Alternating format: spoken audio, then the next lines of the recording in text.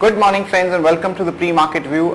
Friends, US markets were up anywhere from 0.7 to 0.8% on the back of positive retail sales data.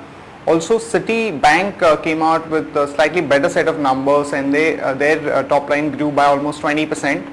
European markets were also up anywhere from about 1 to 1.5% as Angela Merkel, who was on a visit to Greece, has indicated that there is a case for second tranche of bailout funds for Greece and has softened her stance, which is also a bit positive. And when we look at the Asian markets today, most of them are up anywhere from 0.5 to almost 1%. And since the yen is weak versus dollar, there is a lot of strength in the export-oriented stocks in Japan. In terms of flows, friends, yesterday was a lackluster session for our market. So even on the flows front, not much of an action. FIIs were net biased to the tune of about 85 odd crore, and the domestic institutions were sellers to the tune of about 100 odd crore.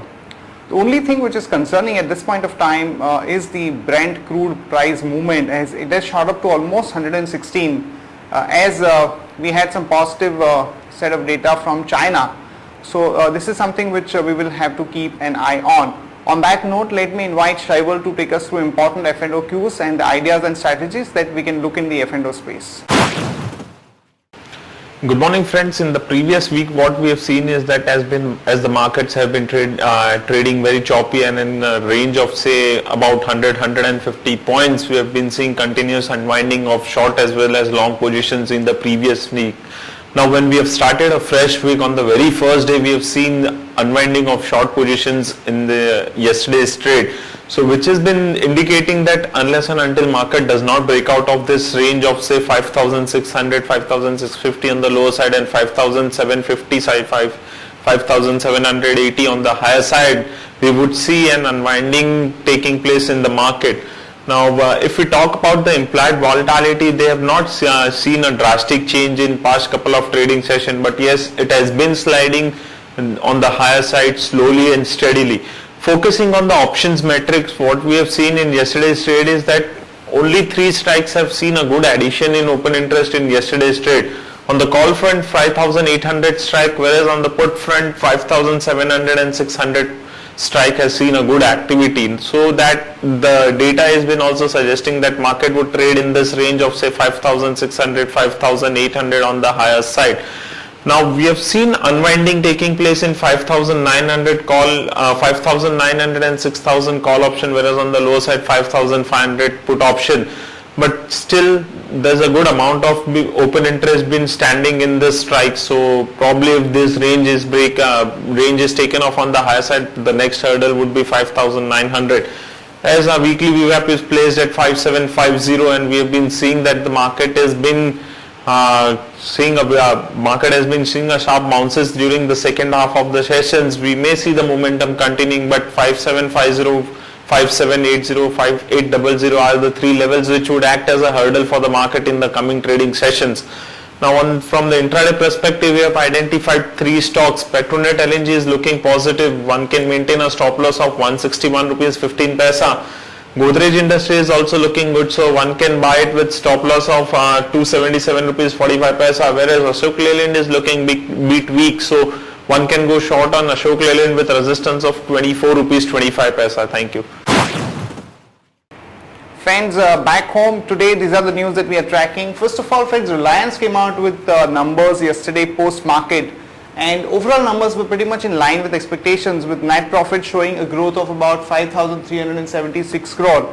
And the GRMs also were pretty much in line with expectations at about $9.5 per barrel. However, there was a good improvement in their petchem margins front, which is definitely a positive takeaway. And in terms of the other income, though there was a good amount of tax liability, most of that was mitigated by the higher other income. So overall, Reliance numbers were pretty much in line with market expectations. CMC also, which is under our coverage, came out with extremely good set of numbers on all the fronts. There was a good amount of growth at 51.5% at the net profit level. Also the top line grew by almost 37.4%, and there was also improvement in the margins by almost 180 basis points. So on all the parameters, top line, the margins front as well as net profit growth front, CMC reported good set of numbers. We continue to be positive on this one.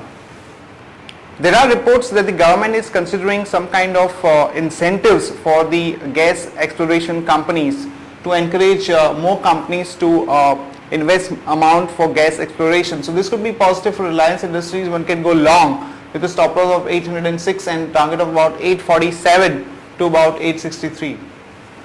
A Japanese company Mitsui is in talks to invest about 250 crore into Claris Life, which is an Ahmedabad based company which is into pharma, and they specialize in Sterlite injectables. So this stock could be in action. One can go long with a stop loss of 251 and a target of about 264 to 269. There are reports that the government has cut the jet fuel prices by rupees 3 per litre.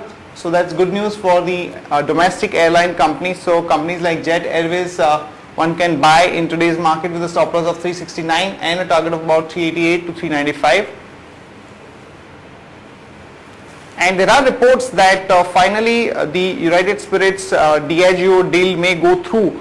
And as per indications, the United Spirits could give away both the management control as well as controlling stake to Diageo, which could be a big positive and a re-rating.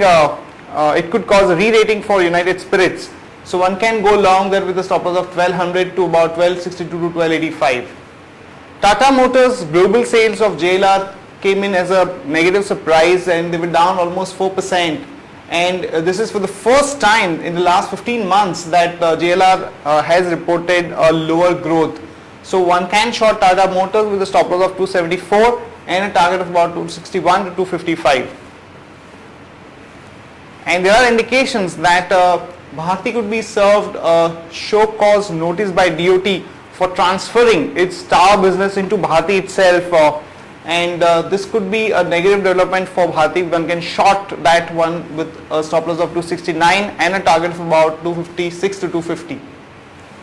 And there are reports that the government has cancelled Adani's 1840 SEZ in Gujarat due to violations of 3 rules or norms. So one can go short Adani Enterprise with a stop loss of 225 and a target of about 214 to 207. That's it from all of us, friends. Have a nice trading session. See you tomorrow at the same time.